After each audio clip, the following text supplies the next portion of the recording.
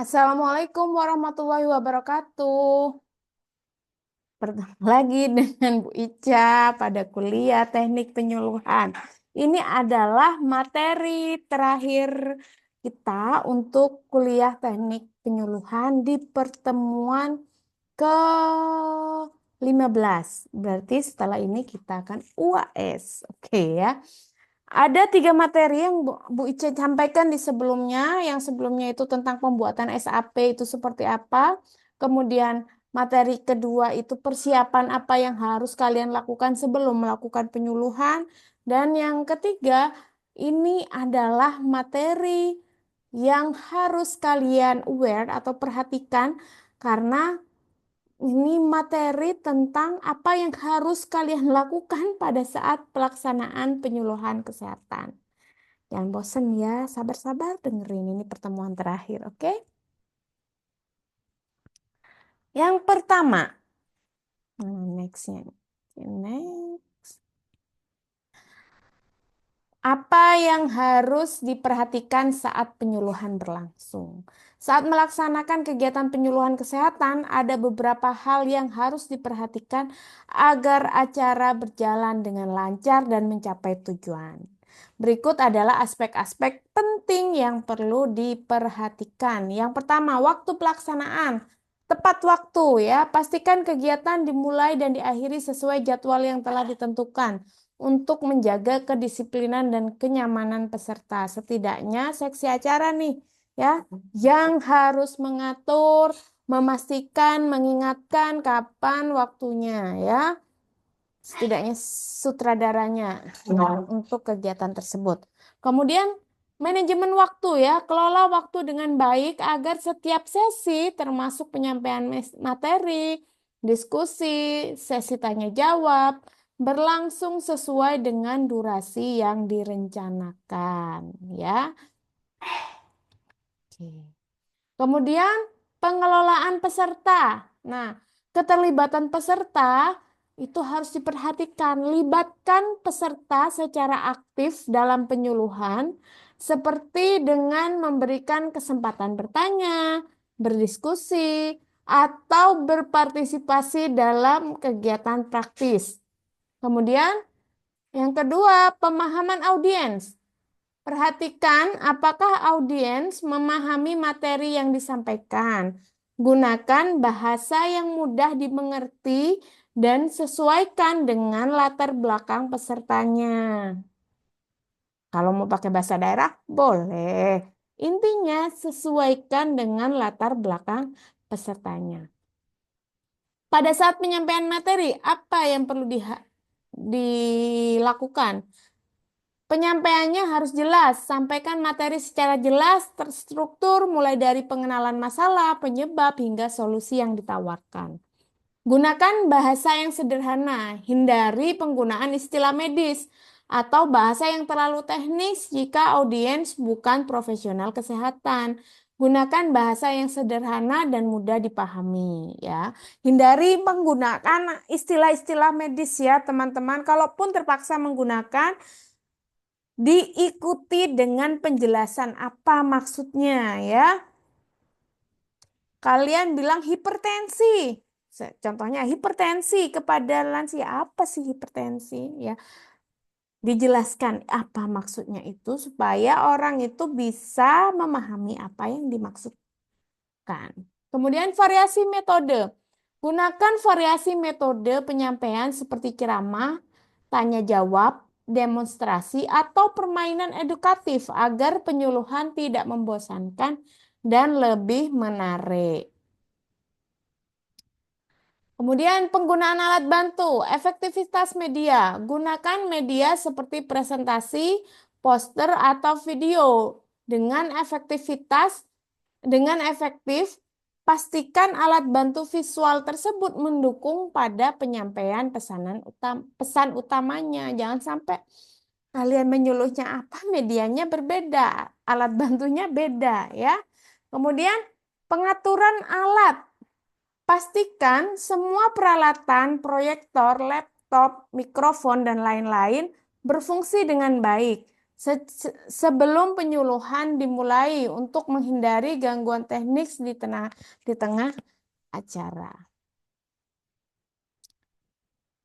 Kemudian interaksi dan komunikasi. Sebentar. Oh ya, interaksi dan komunikasi. Gaya komunikasi yang akomodatif sebagai penyuluh penting untuk bersikap ramah, sabar, dan terbuka sehingga peserta merasa nyaman untuk berpartisipasi. Kemudian yang kedua, interaktif. Ajukan pertanyaan kepada audiens selama penyuluhan untuk menjaga interaktivitas dan meningkatkan pemahaman. Yang ketiga, nonverbal communication.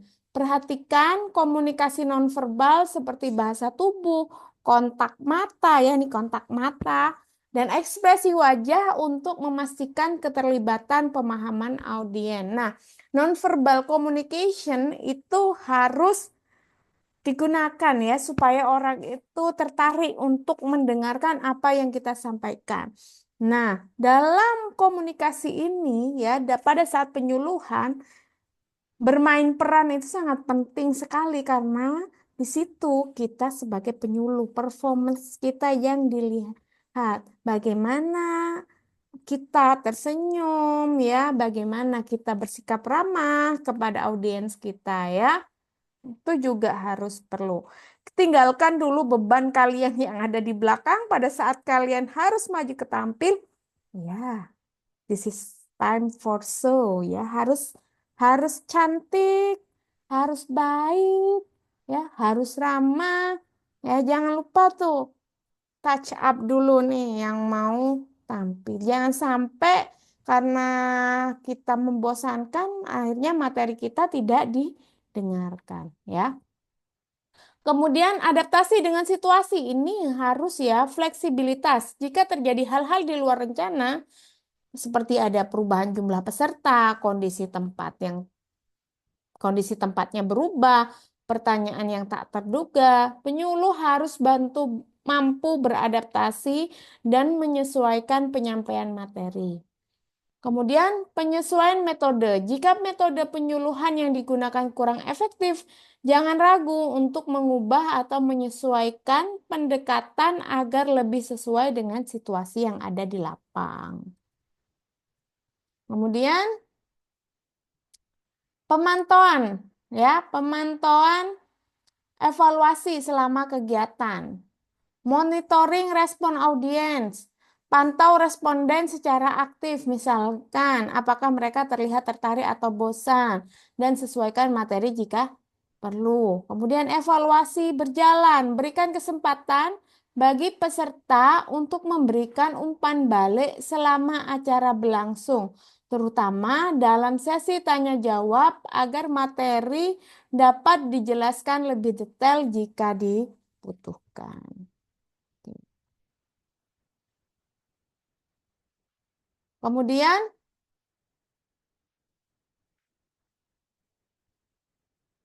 kondisi fisik dan psikologis peserta. Nah,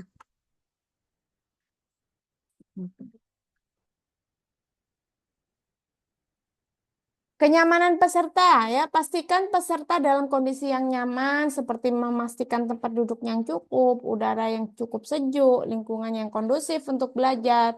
Kemudian ada istirahat yang cukup jika penyuluhan berlangsung dalam waktu penyuluhannya lama ya, kasih jeda istirahat agar peserta tidak terlalu lelah dan tetap fokus selama acara. Kemudian eh, pengelolaan tim penyuluh. Lakukan koordinasi tim yang baik, pastikan tim penyuluh ya, baik pembicara, fasilitator maupun pendukung teknis lainnya memahami peran dan tanggung jawab masing-masing. Komunikasi antar tim harus lancar. Dukungan teknis, tim pendukung teknis harus siap mengatasi masalah teknis seperti gangguan pada alat, fasilitas, tempat dengan cepat tanpa mengganggu jalannya penyuluhan. Dokumentasi dan pelaporan. Dokumentasi kegiatan, pastikan kegiatan penyuluhan terdokumentasi dengan baik.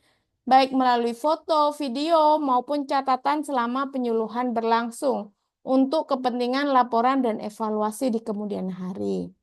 Kemudian, penyusunan laporan setelah kegiatan selesai, catatan kegiatan, catat hasil kegiatan, jumlah pesertanya, materi yang disampaikan, serta hasil evaluasi peserta untuk dijadikan acuan dalam penyuluhan selanjutnya.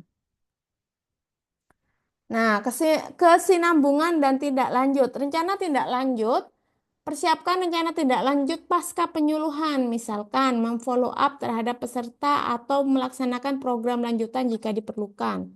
Kemudian distribusikan materi, pastikan peserta mendapatkan materi penyuluhan yang bisa dibawa pulang atau diakses secara digital, sehingga mereka dapat mempelajari lebih lanjut setelah acara selesai.